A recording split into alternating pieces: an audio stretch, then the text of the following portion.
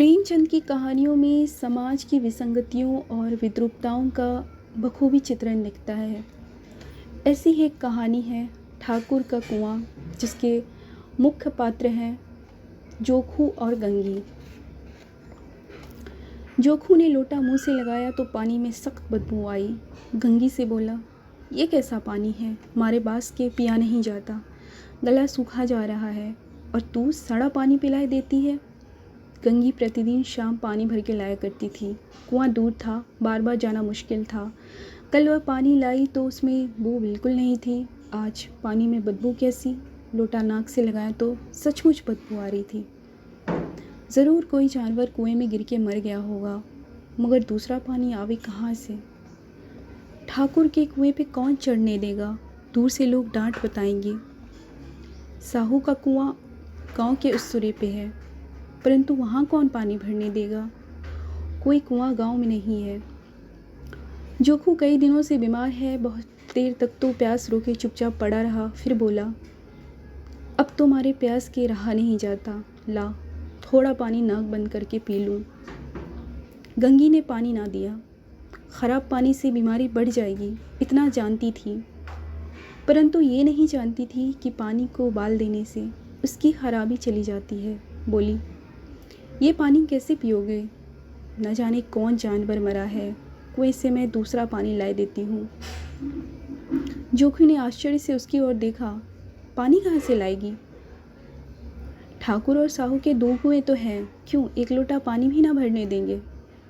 हाथ पांव तुड़वा आएगी और कुछ ना होगा, बैठ चुपके से। ब्राह्मण देवता आशीर्वाद देंगे, ठाकुर लाठी मारेंगे, साहू जी 1 के 5 लेंगे। गरीबी का दर्द कौन समझता है? हम तो मर भी जाते हैं तो कोई द्वार पे झांकने नहीं आता। कंधा देना तो बड़ी बात है, ऐसे लोग कुएं से पानी भरने देंगे? इन शब्दों में कड़वा सत्य था। गंगी क्या जवाब देती, किंतु उसने वह बदबूदार पानी पीने को ना दिया। रात के 9 बजे थे। थके मांदे मजदूर तो सो चुके थे। ठाकुर के दरवाजे पर 10-5 बेफिक्री जमा थे मैदान में। बहादुरी का तो न ज़माना रहा है न मौका। कानूनी बहादुरी की बातें हो रही थीं। कितनी होशियारी से ठाकुर ने थानेदार को कहा, एक ख़ास मुकदमे की नकल ले आए। नाजिर और मोहतमिन सभी कहते हैं नकल नहीं मिल सकती। कोई 50 मांगता, कोई 100। यहाँ बेपैसे कौड़ी नकल उड़ा दी। काम करने का ढंग चाहिए। इसी समय गंगी कुएं से पानी लेने पहुंची। कुप्पी की धुंधली रोशनी कुएं पे आ रही थी। गंगी जगत की आड़ में बैठी मौके का इंतज़ार करने लगी। इस कुएं का पानी सारा गांव पीता है, किसी के लिए नहीं रोका। सिर्फ ये बदनसीब नहीं भर सकते। गंगी का विद्रोही दिल रिवाजी पाबंदियों और मजबूरियों पे चोटें करने लगा।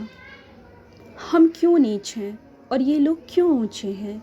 इसलिए कि ये लोग गले में तागा डाल लेते हैं। यहाँ तो जितने हैं एक से एक छंटे हैं। चोरी ये करें, जाल फरेब ये करें, छोटे मुकदमे ये करें। अभी इस ठाकुर ने तो उस दिन बेचारे गडेरिए की भेड़ चुरा ली थी और बाद में मारकर खा गया। इन्हीं पंडित के घर में तो 12 मास जुआ होता है। यही साहू जी तो घी में तेल मिला के बेचते हैं। काम करा लेते हैं और मजदूरी देते समय नानी मरती हैं इनकी। फिर किस बात में हमसे ऊंचे हैं? हम गली गली चिल्लाते नहीं कि हम ऊंचे हैं, हम ऊंचे हैं। कभी गांव में जाती हूँ तो रस भरी आँख से देखने लगते हैं, जैसे सबकी छाती पे सांप लौटने लगता है, परंतु घमंड ये कि हम ऊंचे हैं।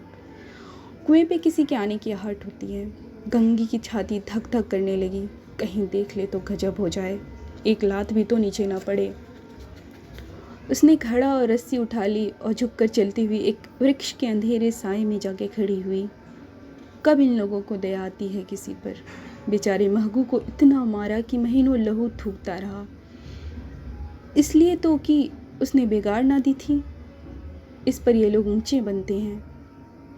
कुएं पे स्त्रियां पानी भरने आई थीं। इनमें बात हो रही थी। खाना खाने चले और हुक्म हुआ कि ताज़ा पानी भर लाओ, घड़े के लिए पैसे नहीं हैं। हम लोगों को आराम से बैठे देखकर जैसे मर्दों को जलन होती है।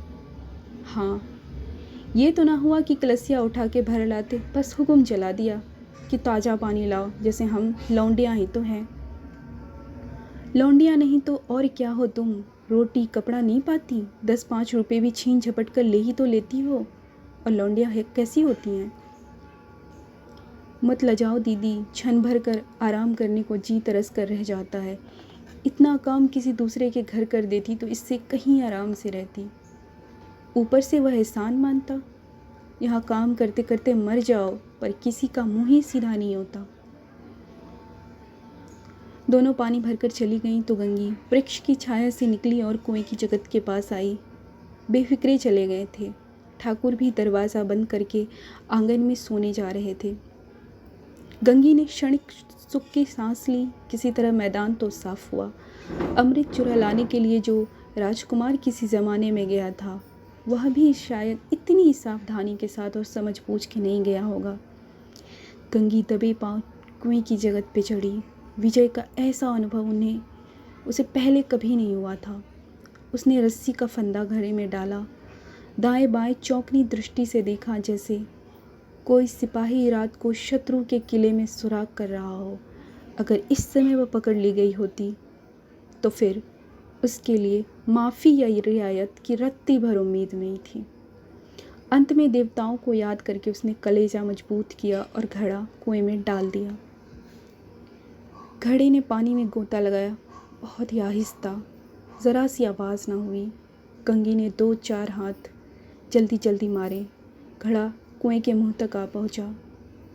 कोई बड़ा शहजोर पहलवान भी इतनी तेज़ी से ना खींच सकता था। गंगी झुकी कि घड़े को पकड़कर जगत पे रखे कि एक ठाकुर साहब का दरवाज़ा खुल गया। शेर का मुंह इससे अधिक भयानक ना होगा। गंगी के हाथ से रस्सी छूट गई। रस्सी के साथ घड़ा धड़ाम से पानी में गिरा और कई क्षण तक पानी में हिलकोरी की आवाज़ें सुनाई देती रहीं। ठाकुर कौन है कौन है पुकारते हुए कुएं की तरफ जा रहे थे और गंगी जगत से कूदकर भागी जा रही थी। घर पहुंचकर देखा कि जो लोटा मुंह से लगाए वही मैला गंदा पानी पी रहा है।